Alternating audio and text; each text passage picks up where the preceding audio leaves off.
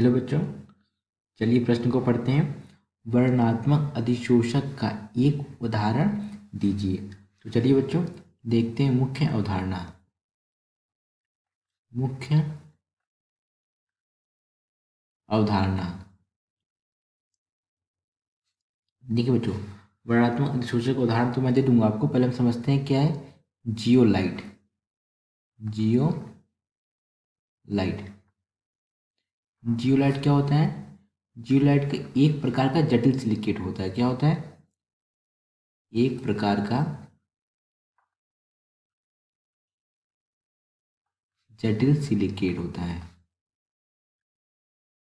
जटिल सिलिकेट होता है।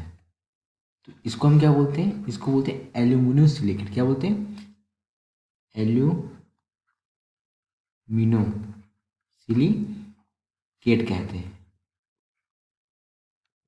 इसका सूत्र क्या होता है देखते हैं। इसका सूत्र होता है एम एक्स ब्रैकेट में AlO2 एक्स गुणा, यहाँ पे क्या होगा बच्चों, दूसरे ब्रैकेट में क्या हो जाएगा, SiO2 यानी कि सिलिका, SiO2 ब्रैकेट बंद डॉट स्मॉल m H2O। अगर हम यहाँ पे m हमारा क्या है, धातु होता है। ये बच्चों हम क्या लिख रहे हैं, जियोलाइट का सूत्र लिख रहे हैं। तो देखिए, अगर हमारे यहाँ पे m क्या धातु है, धातु की जगह क्या लिख सकते हैं हम, Na लिख सकते हैं। Na क्या धातु हो गया, यहाँ पे क्या हो जाएगा, x की जगह हम 2 ले लेंगे, तो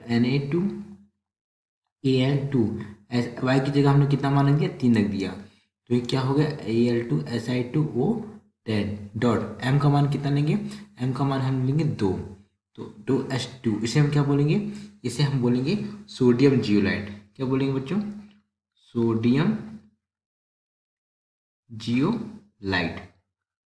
अब तो देखियो, मैं जियोलाइट आपको क्यों बता रहा हूँ, क्योंकि जियोलाइट क्या हमारा वर्णनात्मक अधिशोषक का एक उदाहरण है। तो इसके बारे में समझते हैं। देखिए, होता क्या है, इसकी जो संरचना होती है, इसकी जो संरचना होती है वो कैसी होती है, मधुमक्खी के छत्ते के समान।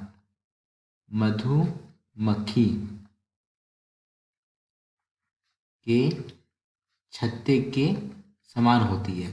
तो मधुमक्खी की छत्ते के समान होती है, तो इसमें होता है क्या, इसमें छिद्र होती हैं।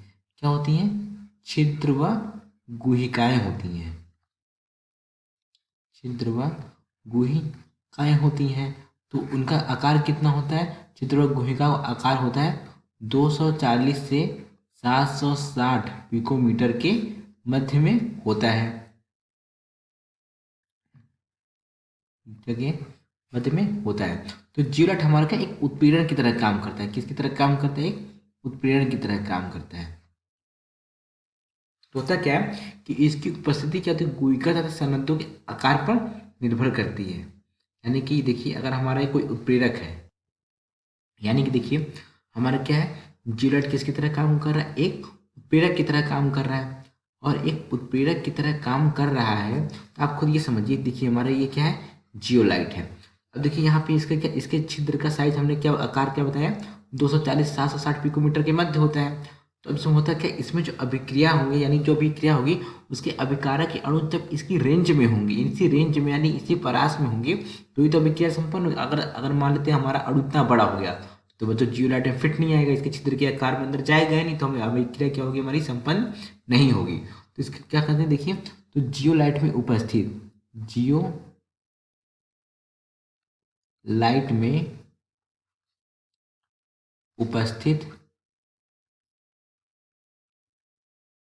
क्या उपस्थित, गुहिकाएं, छिद्र व गुहिकाओं की तुलना में, की तुलना किससे करेंगे, हम करेंगे, इसमें क्या है बच्चे, उत्प्रेरक है, तो उसमें उत्प्रेरक होगा तो मतलब क्या होगी, रासायनिक अभिक्रिया होगी, तो उसमें क्या होगा, अभिकारक, अभिकारक तथा तथा उत्पाद के, उत्पाद के अणुओं पर निर्भर करता है।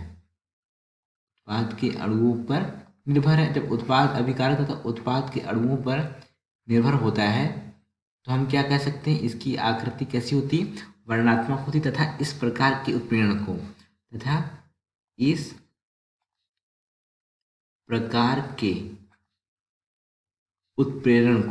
क्या कहेंगे हम? इस प्रकार के उत्प्रेरण को आकृति वर्णनात्मक उत्प्रेरण कहते हैं। क्या कहते हैं? आकृति वर्णनात्मक उत्प्रेरण कहा जाता है, कहते हैं।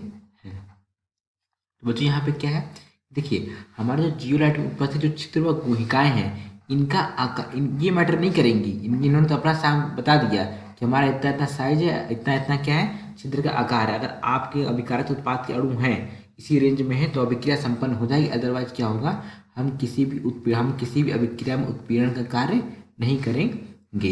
यहाँ पे क्या मोस्ट इंपोर्टेंट फैक्टर क्या हो गया हमारा, अभिकारक तथा अणुओं के आकार पर क्या जियोलाइट में उपस्थित होती है, जो उसमें अभिकारक अणुओं के आकार पर निर्भर करती है कोई भी विक्रिया संपन्न होने के लिए। तो यहाँ बच्चों प्रश्न में क्या पूछा था कि वर्णनात्मक अधिसूचक उदाहरण दीजिए, तो हमारा क्या हो जाएगा, जियोलाइट वर्णनात्मक अधिसूचक का एक उदाहरण है। आशा करते हैं आपको समझ आया होगा। धन्यवाद।